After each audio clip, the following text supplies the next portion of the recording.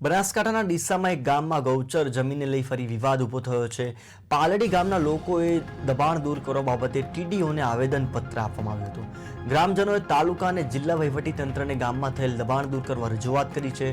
ગામની ગૌચર જમીનમાં વૃક્ષારોપણના નામે ગેરકાયદેસર દબાણ કરાતું હોવાનું ગ્રામજનોએ જણાવ્યું હતું। જિલ્લા વહીવટીતંત્ર દ્વારા તાત્કાલિક ગેરકાયદેસર દબાણકર્તાઓ સામે એક્શન લેવા માંગ કરવામાં આવી છે। ત્યારે અમને 20 દિવસ પહેલા જાણવા મળેલું કે ફરી પાછા તે વૃક્ષારોપણના નાટક કરી અને તેમાં વૃક્ષારોપણ કરવાના બહાના કરી અને વૃક્ષારોપણનું નાટક આદરેલું છે અને ફેન્સી વાર પણ કરવા લાગેલા છે। તો મારું તંત્રનું કહેવું એવું છે અને તંત્ર ઉપર વિશ્વાસ રાખીને હું કહું છું કે જે 150 વીઘા જેટલી જમીન છે તે જમીન માપણી સીટ કર્યા સિવાય જો આ ફેન્સી વાર કરવામાં આવે તો આજુબાજુ 50 વીઘા કરતા પણ વધારે દબાણ થઈ શકે છે। જે દબાણદારો આજુબાજુના છે તે જમીન કાયમી માટે તેમની રહી શકે તેમ છે।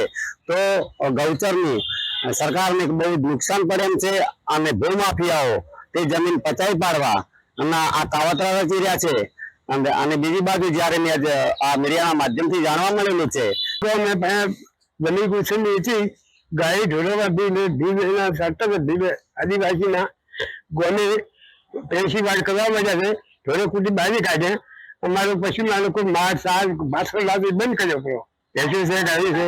અમારી માંગ એમ છે કે અમારી જમીન પાછી મને આવે એમાં ઢોરાને ઈકો બધી વિકાની શેરી કરીને માલ દિવાળી ગામે અમારી જમીન પાદર છે ને બધું જે મણ અમે ખેતમાં